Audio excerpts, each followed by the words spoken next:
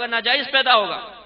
لہٰذا ان لوگوں نے اس بچے کو ضائع کروایا، شوہر سے جھوٹ بولا کہ اس کو حمل نہیں ٹھہرا ہے، بچہ ضائع کروایا، اور اس کے بعد زبردستی اس مرد سے طلاق دلوا دی گئی۔ وہ لڑکی اس بچے کی وفات پر اور شوہر کی جدائی پر نیم پاگل ہو گئی، لیکن ماں باپ کہتے ہیں ہم نے ٹھیک کیا اس لیے کہ شوہر نے ناجائز کیا تھا۔ اب دیکھیں وہ ناجائز اس نے نہیں کیا، لیکن جہالت، اپنے نبی کے فرمان کو ٹالنے کی نحوست آپ دیکھیے کس قدر طاری ہوئی۔ اور ایک ایسے بھیانک مسئلہ ایک لڑکے نے مجھ سے پوچھا، وہ ملا کہ میں نے جی ایک لو میرج کر لی تھی، نہ لڑکی گھر والوں کو پتا نہ میرے گھر والوں کو پتا، میں نے نکاح کر لیا۔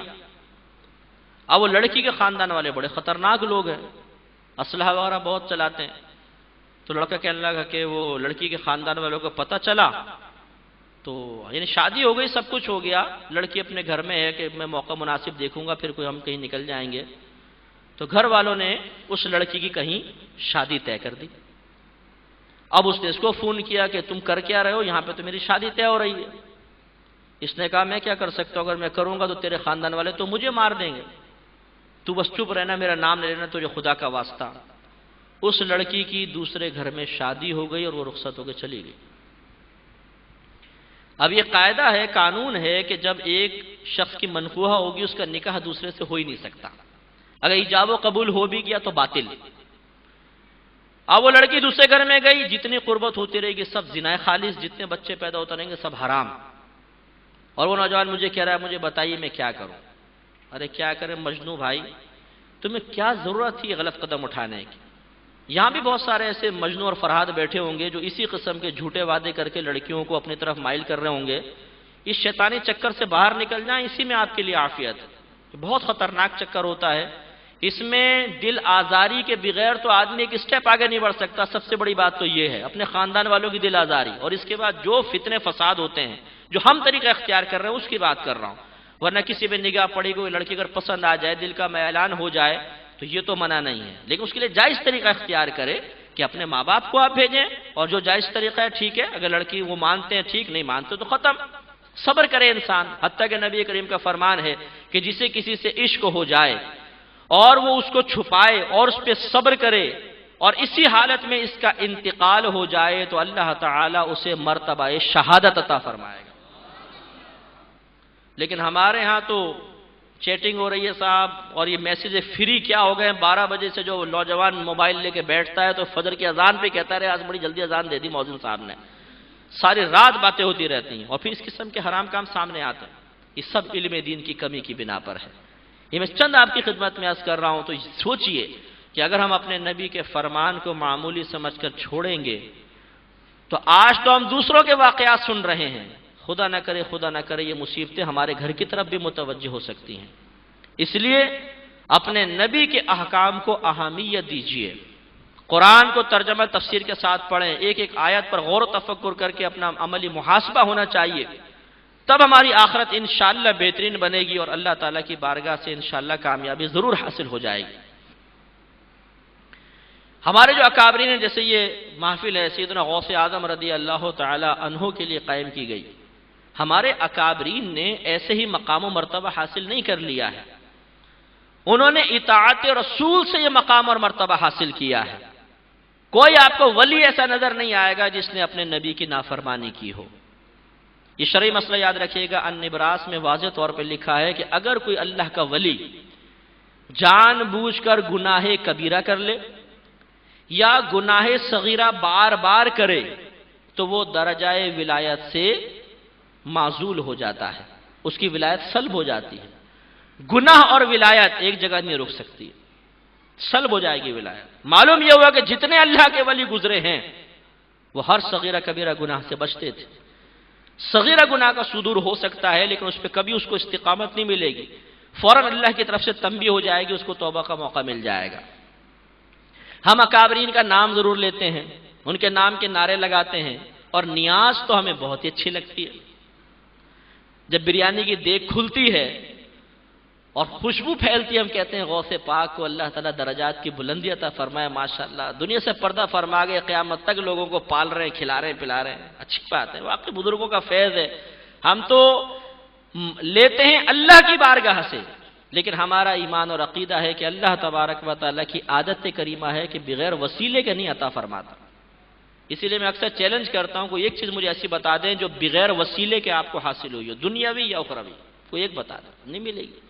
اللہ کی عادت کریمہ تو اچھی چیز، اس کا انکار نہیں، لیکن کیا صرف بزرگوں کے نام کے نعرے لگا لینا اور ان کی نیاز کھا لینا اور اس کے بعد ان کے عمل کو فراموش کر دینا، کیا یہ بہتر ہے؟ ہمیں اس پر بھی تو غور کرنا چاہیے کہ انہیں اللہ کی بارگاہ میں اتنا مقام و مرتبہ کیسے حاصل ہو گیا۔ نتیجہ ہی نکلے گا اپنے نبی کی اطاعت۔ تو ہمیں اپنے اکابرین کے اس طریقے پہ بھی تو چلنا چاہیے۔ ہم اکابرین کے جب عمل کی باتیں آتی ہیں تو نگاہیں چراتے ہیں۔ سیدنا غوث اعظم رضی اللہ تعالیٰ عنہ کا یہ واقعہ آپ غور کریں نا، ایک بڑھیا اپنے بچے کو لے کر آئی کہ حضرت اس کو ذرا باطنی تربیت فرما دیں، فرمایا چھوڑ جاؤ۔ کچھ عرصے بعد وہ اماں آئیں تو دیکھا کہ بچے کے ہاتھ میں جو کی روٹی ہے اور غوث پاک رضی اللہ تعالیٰ عنہ کے ہاتھ میں مرغے کی ران۔ تو عرض کی واہ غوث واہ، خود تو ران کھا رہے اور میرے بچے کو جو کی روٹی۔ ہم ماں تھی نا بیچاری، اس کی ممتا کی وجہ سے اس نے جملہ بولا، غوث پاک مسکرائے اور آپ نے مرغے سے کہا قم باذن اللہ، اللہ کے حکم سے کھڑا ہو جا۔ وہ مرغہ ایک دم صحیح سالم ہوا، گوشت اس کے بدن پر آیا، زندہ ہوا، ککڑوں کو کرتا ہوا کھڑا ہو گیا۔ سیدنا شیخ عبد القادر جیلانی رضی اللہ تعالیٰ عنہ نے فرمایا کہ جب تیرا بیٹا اس قابل ہو جائے گا تو گوشت بھی کھائے گا۔ تو ان کے مقام مرتبہ کیسے مل گیا؟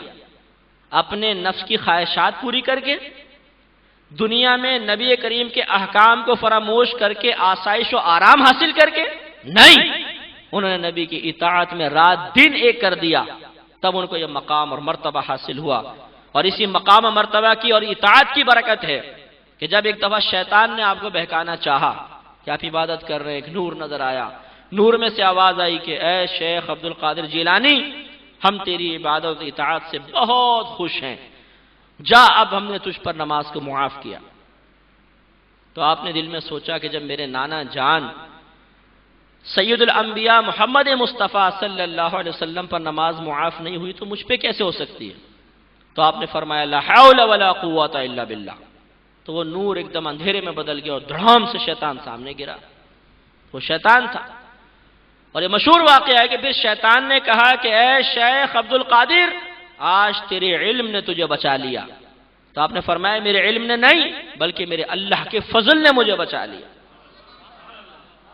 تو شیخ عبد القادر جیلانی رضی اللہ تعالیٰ عنہ نے شیطان کے اس وار کو کیسے نظر انداز کر دیا اور کیسے اس کا مقابلہ کیا؟ اس لیے کہ نبی کریم کی اطاعت کی برکت سے باطن اتنا صاف اور مضبوط تھا کہ فوراً سمجھ گئے کیا ہے۔